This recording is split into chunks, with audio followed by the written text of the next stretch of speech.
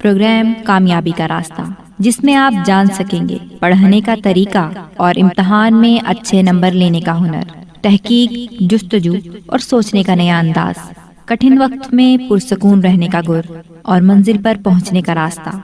कामयाबी का ये रास्ता तय कीजिए रिफा FM 102.2 के साथ। बिस्मिल्लाहिर्रहमानिर्रहीम। अस्सलाम वालेकुम लिसनर्स, मैं हूं फ़ज़ाइला सबी, आपकी होस्ट। और जैसा कि आप जानते हैं, प्रोग्राम का नाम है आला तालीम कामयाबी का रास्ता। उस पे आज हम बात कर रहे हैं लर्निंग एंड इंटेलिजेंस पे, कि आप किस तरह से अपनी डिफरेंट लर्निंग स्किल्स को, कैपेसिटीज़ को एनहांस कर सकते हैं और क्या स्ट्रैटेजीज इस पे हम यूज़ कर सकते हैं।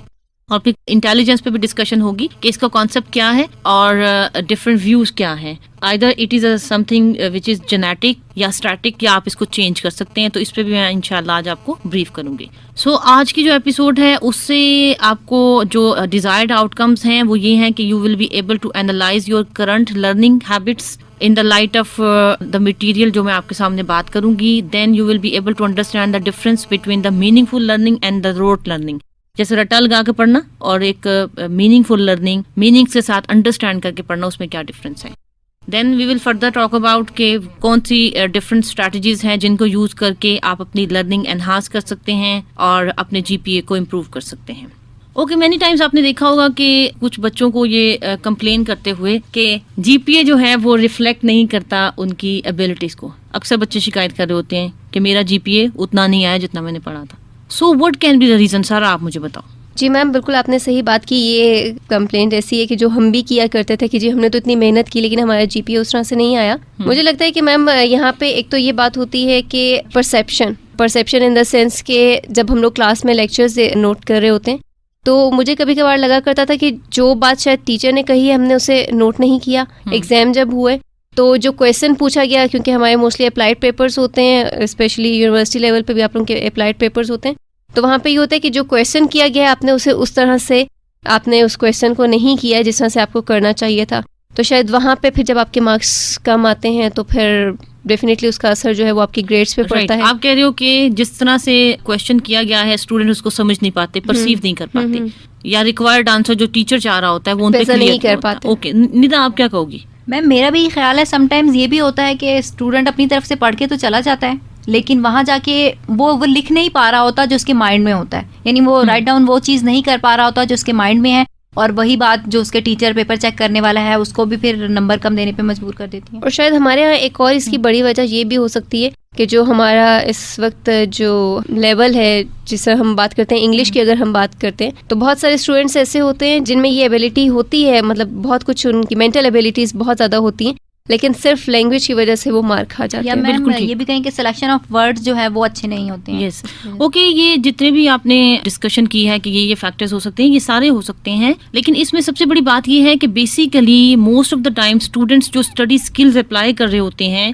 या जो उनका अपनी इंटेलिजेंस, अपने लर्निंग का जो व्यू होता है, अंडरस्टैंडिंग होती है, that is not right. Sometimes वो अपने आप को अंडर एस्टिमेट कर रहे होते हैं, समटाइम्स वो अपने आप को ओवर एस्टिमेट कर रहे होते हैं। तो आज की एपिसोड में हम कोशिश करेंगे कि इस बात का जवाब दें कि why students when they have lots of potential, तो फिर क्यों उनका GPA उसके मुताबिक नहीं आता। सो हम इस पे फोकस करेंगे कि वो कौन सी स्ट्रेटजीज हैं जिसकी मदद से वो अपने GPA को इम्प्रूव कर सकते हैं। सबसे पहले मैं बात करूंगी कि what is the difference between rote learning and meaningful learning. Rote learning is basically कि जिसको आप सिंपली कहते हैं रटा, आपने सिर्फ उसको याद कर लिया, verbatim, just memorization, and it is researches भी ये कहती हैं, और वैसे अगर आपने भी एक्सपीरियंस किया हो तो बहुत जल्दी ऐसी बात जहन से निकल जाती है जो सिर्फ रट्टे के लेवल पे हो, या सिर्फ जिसको आपने एक याद कर लिया, उसको सिर्फ लिटरल मीनिंग की बेसिस पे आपने उसका कोई मीनिंगफुल कॉन्सेप्ट नहीं बनाया। लेकिन इसके बरक्स अगर आप देखें कि meaningful learning, this is the kind of learning जिसमें आप अपनी न्यू लर्निंग को पिछली लर्निंग से भी टाई अप करते हैं। You make association and link between the new and past learning,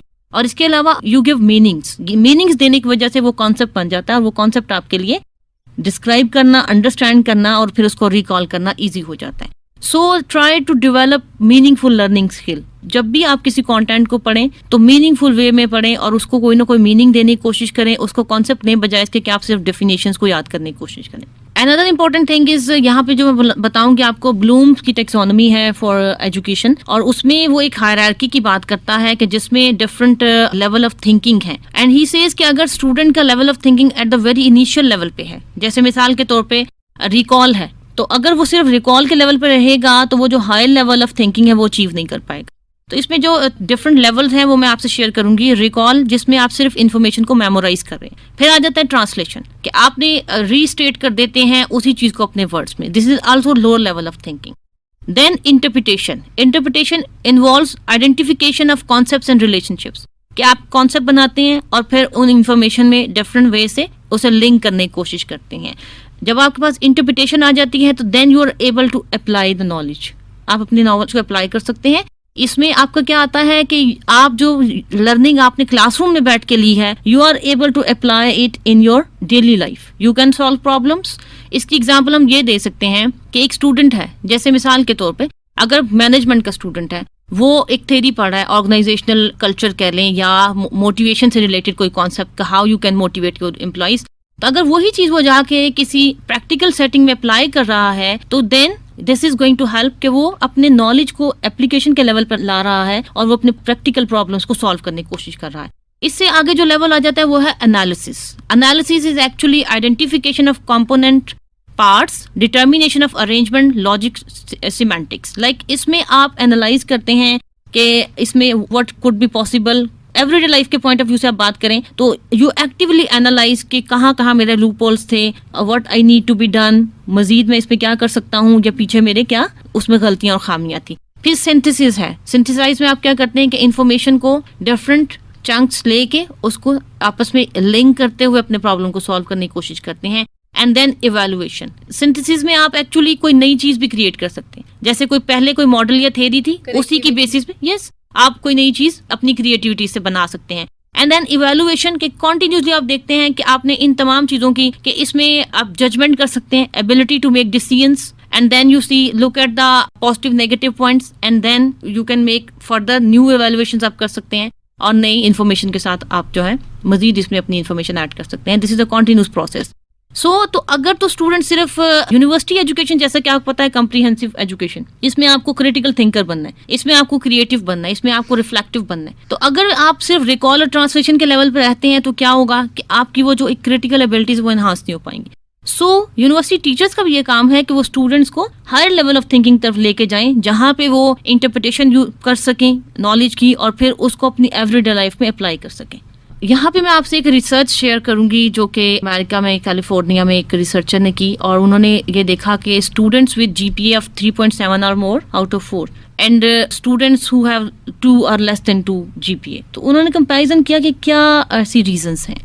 students with GPA of 3.7 और हायर, तो they were the students who studied over 30 hours per week out of the class. Many time students कहते हैं कि हम पढ़ते ही रहें। Actually basically अगर आप देखें तो यूनिवर्सिटी एजुकेशन आपसे रिक्वायर करती है lots of learning, dedication, commitment. जब आप यूनिवर्सिटी में आ रहे हैं तो then you have to give time, you are a full time student, it's not part time job.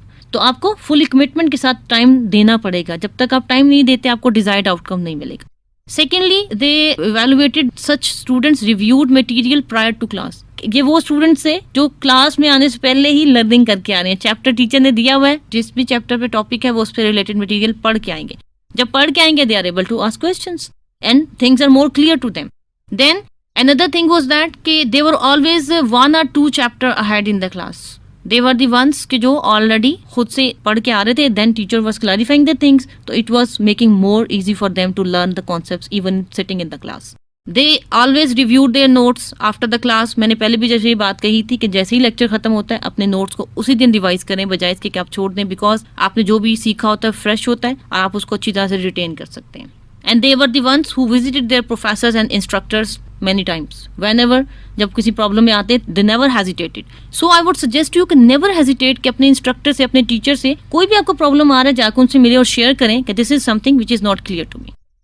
And another important characteristic for such student was that they studied in small groups. I always suggest कि आप अपने group में study करें। जब आप किसी group में बैठ के डिस्कशन करते हैं तो कॉन्सेप्ट्स आपके लिए ईजी और सिंपल हो जाते हैं। And they ask questions and ask questions. It means कि they were very curious about the thing. Questioning से आपके बहुत सारे माइंड में जो clarifications नहीं होती, concepts build नहीं हो पा रहे होते, वो हो जाते हैं। So these were the characteristics of the students who got 3.7 या very good GPA. And there are some other students कि जिनका GPA low था They were the ones who studied 8 hours or less than 12 hours per week out of the class. They never reviewed their material prior to class, and then they were always 1 or 2 chapters behind in reading. Class से पीछे थे और rarely ask questions, has low motivation and less interested in the studies, and less discuss their problems with friends and their teachers. So this is the comparison you can see. These were the characteristics of the students who got high GPA and who got low GPA. You can make the difference. And if you want to make आपकी learning optimal level तक जाए, तो you need to devote time, and then you need to review the chapters before the class, and you need to consult your teacher again and again. और फिर group study, very important. बहुत सारे concept अगर एक मुझे नहीं clear होता है मेरा class fellow, he is able to clarify me, मुझे भी कर दे और खुद भी उसको क्लैरिफिकेशन हो जाए. So encourage group study in university. Okay, this was all about के these are the main characteristics, and now what we can suggest, what we can do के लर्निंग के लिए हम किस तरह से, जैसे पहले भी क्वेश्चन आया कि कैसे एनहांस कर सकते हैं, अपने जीपीए को कैसे बेटर कर सकते हैं. तो उसमें spend more time for your study, at least 2 hours per week for every hour in one class. एक 1 hour की जो क्लास है उसके लिए एक पूरे वीक में 2 hours स्पेंड करें, उसको अंडरस्टैंड करने में, उसको समझने में. Then aim for higher learning levels and 100% understanding. Use university hours जहाँ पे आपको spare time मिलता है, उसको productive बनाएं, ग्रुप्स में बैठ के डिस्कशन करें, अपने प्रॉब्लम्स को या असाइनमेंट्स को सॉल्व करने की कोशिश करें. और use study cycles. Study cycles क्या होते हैं मैं इस पे आपको बताती हूँ. स्टडी साइकिल्स, इसमें basically there are different methods of study. Phase 1, इसमें डिफरेंट फेजेस हैं. फेज 1 में आप क्या करेंगे? रीड और review chapters to be covered before class. This is one of the technique. Phase 2 में go to class, listen actively, take notes, participate in the class, question करें, participation करें, ठीक है, और डिफरेंट कॉन्सेप्ट क्लियर करें. अगर कोई चीज़ नहीं क्लियर तो टीचर से पूछें. जब तक आप नहीं पूछेंगे, मैनी टाइम्स ऐसा होता है टीचर्स कह रहे होते हैं कि कोई क्वेश्चन है, स्टूडेंट्स कहते हैं नहीं, या समटाइम्स बच्चे शाय होने की वजह से नहीं पूछ पाते. तो this actually the problem with the student, के उनको क्लैरिफिकेशन नहीं होगी. Then phase 3, review and process class notes as soon as possible after class. Class से पहले भी रिव्यू करें और उसके बाद भी. Phase 3, review and process class notes as soon as possible after the class. Class से पहले भी अपने नोट्स को रिव्यू करें और उसके बाद, और जितनी जल्दी हो सके, जिस दिन आपका लेक्चर है उसी दिन करें. सो कॉन्सेप्ट फ्रेश है तो आप उसको अच्छी तरह से याद कर लेंगे. Phase 4, incorporate intense study sessions. Intense study sessions क्या हैं? जो आपके पर्सनल लर्निंग के लिए हैं. आप जब पढ़ने के लिए बैठें तो अपने इंटेंस स्टडी सेशंस बनाएं. Give 2 to 5 minutes for setting the goals. Goal setting करें कि अगले 40 मिनट्स में मैंने ये चैप्टर पढ़ना है. उसमें गोल्स बना लें कि मैंने ऑब्जेक्टिव्स लिखें कि ये जब मैं चैप्टर खत्म करूं तो मुझे ये कॉन्सेप्ट क्लियर होने चाहिए. Then 30 to 40 minutes read text selectively. जहां पे आपको लगता है इंपॉर्टेंट पॉइंट्स हैं उसको हाईलाइट करें. मार्जिन्स से आप या निमोनिक्स दे सकते हैं या डिफरेंट मैप्स बना सकते हैं, जिस तरह से भी आपको ईजी लगता है. हाईलाइट कर लें पॉइंट्स को कि आपको पता चले इसमें ये इंपॉर्टेंट कॉन्सेप्ट है. देन 5 मिनट्स दें अपने आप को, रिव्यू करें कि what's ever I have studied, मुझे क्या आ गया, क्लियर हो गया. एक शॉर्ट सा अपना टेस्ट ले लें और एट द एंड फिर गिव अ ब्रेक, 10 मिनट्स की ब्रेक दें. Then go for the second session. Basically आप देखते हो होता क्या है कि 3-3, 4-4 घंटों के लिए मुसलसल पढ़ रहे हैं और at the end exertion, tired. So give small breaks to you so that आप फ्रेश हो जाए और फिर नया स्टडी साइकिल स्टार्ट करें. There is an academic equation for the success कि हम उसमें कहते हैं कि CRETF, ये उसका एब्रिविएशन यूज की जाती है, जिसमें C stand for commitment, R for resources, E for environment, T for time you are dedicating, and F for focus. If you want to achieve academic success, आप अच्छा GPA लेना चाहते हैं या आप अच्छे ग्रेड्स लेना चाहते हैं, you want to be successful, so you have to follow all these points. आपको कमिटेड भी होना पड़ेगा, आपको अपने अवेलेबल रिसोर्सेज का मैक्सिमम यूटिलाइज करना होगा, environment healthy and learning point of view से एक्टिव एनवायरनमेंट क्रिएट करना होगा, टाइम डेडिकेशन करनी पड़ेगी और फोकसिंग करनी पड़ेगी. बहुत सारे स्टूडेंट्स कंप्लेन करते हैं, इवन बुक्स लेके भी बैठे हैं, कंसंट्रेट नहीं कर पा रहे. So when you are studying, तो first step is concentration. Actively remind yourself that you are going to study and be with like mentally भी उसके साथ उस पेस पे आए और then give time to your study. तो इंशाल्लाह जो भी आप पढ़ेंगे वो आपके माइंड में रिटेन होगा. Get the most out of your homework. घर में जब आप पढ़ने बैठते हैं तो जो भी आपके छोटे इजी चैप्टर्स हैं उनसे स्टार्ट करें and then move towards the difficult ones. एंड अगर कोई प्रॉब्लम समझ नहीं आ रहा तो एटलीस्ट गिव 15 मिनट्स उसको सॉल्व करने के लिए, but not more than 30 minutes. Because आप जब बहुत ज़्यादा टाइम स्पेंड करेंगे तो आप इरिटेबल भी हो जाएंगे, आपको नहीं कॉन्सेप्ट समझ आएगा, तो आपको एक फीलिंग ऑफ फेलियर भी आएगी. सो अगर आप कोई प्रॉब्लम, आपको असाइनमेंट है नहीं समझ आ रही, तो पहले सबसे खुद सॉल्व करने की कोशिश करें, उसके बाद छोड़ दें, थोड़ा सा अपने आप को ब्रेक दें, रिलैक्स करें, and then you can share with your friends कि उनके कॉन्सेप्ट्स क्या हैं, या आप नेट पे डिफरेंट सोर्सेज से आप इंफॉर्मेशन गैदर कर सकते हैं, आप लाइब्रेरी यूटिलाइज कर सकते हैं, और इवन आप अपने टीचर से भी कंसल्ट कर सकते हैं. Try to understand the concept or work the problem by yourself first, and then come prepared to ask questions, explain the material to the tutor या instructor. वही बात कि अपने टीचर से हेल्प लेने की कोशिश करें. अगेन यहाँ पे मैं रिमाइंड करवाऊंगी आपको वो 7 अप्रोचेज जो मैंने फर्स्ट एपिसोड में बात की थी आपसे, कि there are different approaches to learning. Make you active use of those learning approaches which are try to make learning as an adventure. इसे इंजॉय करें और different learning point of view से इसमें से मटीरियल लर्न करने की कोशिश करें. Make use of many senses, audio visual aids use करें. Identify what attractive for you, उस मीन और मेथड से पढ़ने की कोशिश करें. एक्टिव लर्निंग प्रोसेसेस यूज करें. इसके अलावा अपनी लर्निंग के लिए खुद रिस्पॉन्सिबल हो. You have to take responsibility for your own learning, because university में आपको इंडिपेंडेंट स्टडी करनी है, जिसमें मैं पहले काफ़ी बात कर चुकी हूँ कि जब तक आप खुद एक्टिवली नहीं पढ़ेंगे कोई आपको पुश नहीं करेगा. टीचर्स या पेरेंट्स जो हैं वो आपको सिर्फ सपोर्ट कर सकते हैं यूनिवर्सिटी लेवल पे, they can't push you. And then trust in your own intelligence, trust your abilities, you have lots of abilities, and then move ahead with the trust that you can do. Recognize your own learning processes, ये देखें कि मुझे किस तरह से ज़्यादा अच्छी तरह से याद हो सकता है. Now I will talk about cream strategies. Cream strategies, actually C stands for creative strategies. These are the best learning strategies, and इससे researches ये prove करती हैं कि आपकी learning बहुत बेहतर आती है.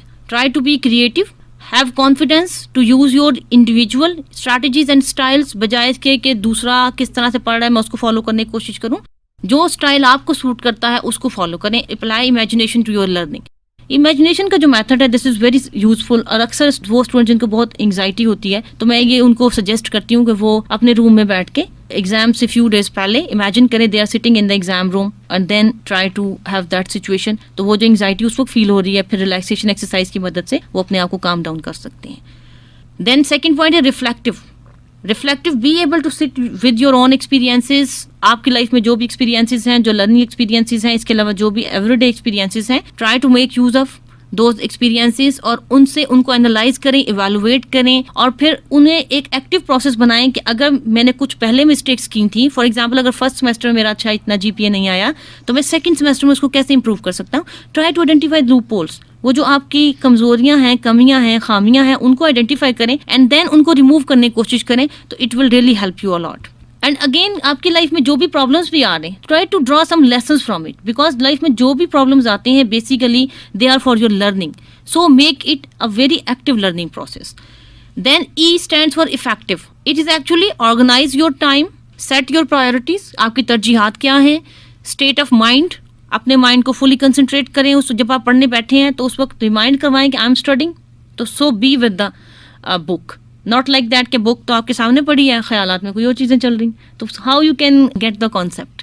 एंड रिसोर्सेज, इन तमाम रिसोर्सेज को मैक्सिमम इफेक्टिवली यूज करें. So it's for effectiveness. And then a for active. इसमें एक्टिव में ये है कि आप पर्सनली इन्वॉल्व हों, जो भी आप कर रहे हो, मेंटली एंड फिजिकली एक्टिव होकर जब आप कोई टास्क करते हैं तो उसकी आउटपुट भी ज़्यादा अच्छी आती है. Then M, motivated. Motivation is the key to success. Motivation is actually life. जब तक आप किसी चीज़ के लिए मोटिवेटेड नहीं हैं उस वक्त तक आप कुछ नहीं कर सकते. Be aware of your own desired outcomes. मेरी नज़र में मेरी एजुकेशन ने मुझे क्या देना है. राइट इट डाउन, अपने ऑब्जेक्टिव्स लिखें कि जब मैं एक डिग्री लेके यूनिवर्सिटी से निकलूँ या निकलूँगी या निकलूँगा तो ये मेरे लिए क्या इंपॉर्टेंट है कि मेरे अंदर कौन कौन सी कैपेसिटीज होनी चाहिए. So keep yourself on track using short term and long term goals. Semester wise goal बनाएं, ठीक है, और फिर एज अ होल पूरी डिग्री या पूरा जो आपने कोर्स है ग्रेजुएशन का उसका पूरा एक लॉन्ग टर्म कोर्स बनाएं कि एट द एंड आपके क्या डिजायर्ड आउटकम्स हैं. It was all about cream learning strategies.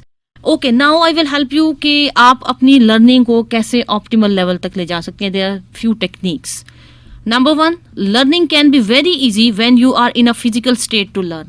When you are physically and mentally ready, learning is very easy. Secondly, when you believe that you can learn, you will definitely learn. So it's a matter how you take things. कि अगर मुझे अपने ऊपर trust है और मैं कहती हूँ कि इंशाल्लाह मैं करूँगी तो मैं वाकई करूँगी, और अगर मैं नहीं करना चाहती तो कोई दुनिया की ताकत नहीं करवा सकती, right. Then use your own like whole brain. अपने माइंड को, अपने ब्रेन को एक्टिवली यूटिलाइज करें. जैसे हम कहते हैं ना, आपके ब्रेन की 2 साइड्स हैं, right and left. Right brain is basically for gestalt type of thinking, जिसमें आप होल कॉन्सेप्ट देखते हैं. जिसमें आप देखते हैं कि looking at the things as a whole and synthesizing the information, और जिसमें इमोशंस भी इन्वॉल्व कर सकते हैं आप, ठीक है। और आपकी जो लेफ्ट ब्रेन साइड है वो लॉजिकल थिंकिंग स्टाइल है, जिसमें आपकी आ जाती हैं सीक्वेंसिंग, लॉजिकल थिंकिंग और लैंग्वेज और नेम्स वगैरह, such kind of information, factual information. So try to make use of both sides of the brain.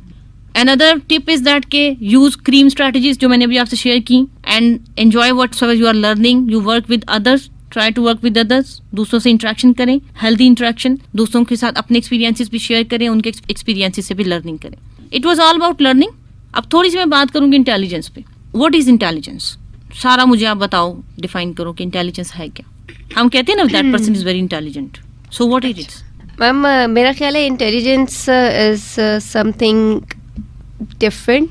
आपकी जो मेंटल एबिलिटीज़ होती हैं वो दूसरों से बहुत डिफरेंट हों, बहुत यूनिक हों, जिस तरह से अक्सर वो जो लोग लिंक करते हैं कि जो आपका IQ लेवल होता है उसमें लोग कहते हैं जिसका IQ लेवल जो है वो 16 ग्रेड से ज़्यादा हो तो उसको हम कहते हैं कि जिसका इंटेलिजेंस लेवल जो है वो बहुत हाई है. तो ये है कि जो आपकी जहनी काबिलियत होती है वो मेरा ख्याल है आपकी right.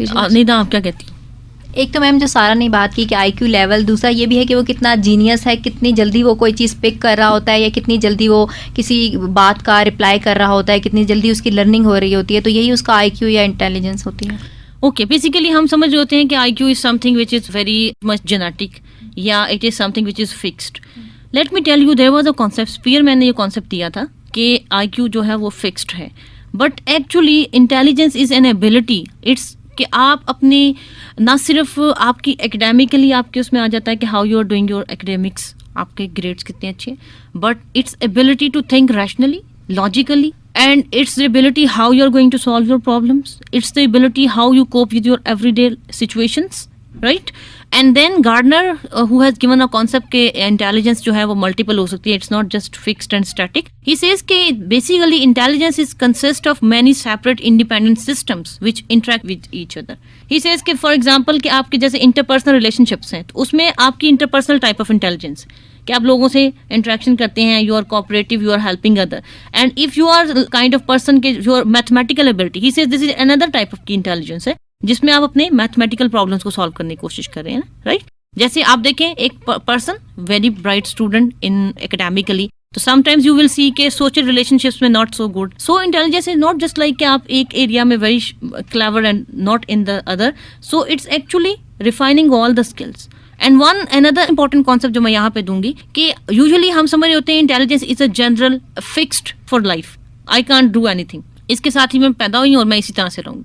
Basically intelligence can be developed. There are multiple intelligences, not one general intelligence, and you can develop how you can develop. Nida आप इस पे कोई एग्जांपल दोगे कि how we can develop intelligence? तो वही बात जो आप कह रही थी कि फोकस पहले करना है हर चीज़ पे. अगर आप लर्न कर रही हो तो जब तक आपका फोकस नहीं होगा, इंटरेस्ट भी मेरे ख्याल में यहाँ पे आ जाता है कि आपकी लर्निंग तब तक नहीं हो सकती जब तक आपका इंटरेस्ट नहीं होगा. Very right. देखो आप वर्कशॉप डिफरेंट करते हो, तो what you are doing, workshop on interpersonal skills, workshop on IT skills. So this is training through which you can refine your skills, your abilities. इसी तरह से आप देखें कि वो बच्चे या वो लोग जो जिनको मल्टीपल लैंग्वेजेस से एक्सपोजर होता है, मल्टी लिंग्विस्टिक कल्चर में रह रहे होंगे तो उनको बहुत सारी लैंग्वेजेस आती होंगी. सो this is something you can enhance. आपके पास जो लाइफ में अपॉर्चुनिटीज अवेलेबल है उसकी बेसिस पे. Intelligence depends on life opportunities. So as a student आप मल्टीपल जो आपके पास रिसोर्सेज हैं, लाइब्रेरी है, टीचर्स हैं, ऑनलाइन जितने रिसोर्सेज हैं उनसे कंसल्ट करके you can enhance your intelligence. Intelligence depends on what is needed and relevant within a culture. Another important concept कि आपके कल्चर में if you are culturally sensible, culture के point of view से आपको पता है मेरे कल्चर की क्या रिक्वायरमेंट है, जो मैं डिग्री लेने जा रहा हूँ या मैं जो भी कर रही हूँ मेरे कल्चर में उसकी कितनी रेलेवेंस है, मेरे कल्चर के नॉर्म के अकॉर्डिंग है, तो that is also important thing, that is also part of intelligence. देखिए मिसाल के तौर पे अगर कोई ऑर्गेनाइजेशनल कोई ऐसा प्लान किया जाता है जो which is very applicable for any organization, आप ऑर्गेनाइजेशन के अंदर बैठ के काम कर रही हैं, लेकिन अगर वही कोई प्लान है इकोनॉमी से रिलेटेड और वो आपने किसी रूरल एरिया में जाकर रन करना है या कोई ऐसी माउंटेन एरिया की लाइफ में, तो वहां पे आपको उसके अकॉर्डिंग टेलर करना पड़ेगा. So you have to take care of the needs of the people, you have to take care of the environment. So this is your intelligence कि आप उस कल्चर के अकॉर्डिंग अपने प्लान को मॉडिफाई करते हैं. Intelligence is about applying what you know to new context. Actually it is जो भी आपके पास प्रीवियस नॉलेज है आप उसको न्यू इन्फॉर्मेशन की लर्निंग में अप्लाई करते हैं, और आपकी पहले जो स्किल्स हैं वो आप उसको अपने नए प्रॉब्लम को सॉल्व करने में. Then you first of all you look at the key commonalities क्या है. जब भी आपको नया प्रॉब्लम आता है तो आप देखते हो कि प्रीवियस इससे रिलेटेड प्रॉब्लम क्या था, and when you try to link you are better able to solve the problem. Then intelligence is a question of how much you know. And let me tell you कि हमारा ये concept होता है कि brain cells जो हैं वो शायद ब्रेन की ग्रोथ की स्टैटिक है. जब आप कोई न्यू इन्फॉर्मेशन लर्न करते हैं तो आपके ब्रेन में मल्टीपल न्यू जो लिंक्स हैं वो जनरेट होते हैं न्यूरॉन्स के अंदर.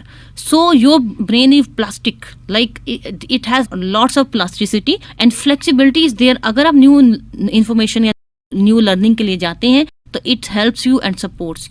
So these are the different concepts about intelligence. And another concept, intelligence depends on study habits and study skills which can be learned. जो मैं सारी आपको study skills बता रही हूँ, इसके मुताबिक you can enhance your intelligence, you can further polish it. So don't be pessimistic कि जो intelligence मुझे मिल गई है बस मैं उसी के साथ, जो अगर मेरे अच्छे grades नहीं आते तो मेरे उसी तरह से रहेंगे. You can achieve good grades if you want, inshallah. Now I will give you a writing exercise कि आप अपनी any behavior अपनी everyday life से भी ले सकते हैं. It's good कि अगर आप academic life से ले लें, you what behavior will you change for the next 3 weeks. उसको identify करें and start working on it. And remember, if you don't try it in within the next 48 hours, you will never do it. So try to do it and इंशाल्लाह हम next episode में मजीद इसी तरह के topics पे बात करेंगे और आपके लिए यूजफुल इंफॉर्मेशन लेके आएंगे. अपनी फीडबैक से जरूर आगाह कीजिएगा. Thank you so much. इजाजत दीजिए. आपकी होस्ट फजाइला सभी, FM 102.2. अभी आप प्रोग्राम सुन रहे थे कामयाबी का रास्ता. मेजबान डॉक्टर फजाइला सभी, प्रोड्यूसर निदा नईम, पेशकश रिफा इंटरनेशनल यूनिवर्सिटी.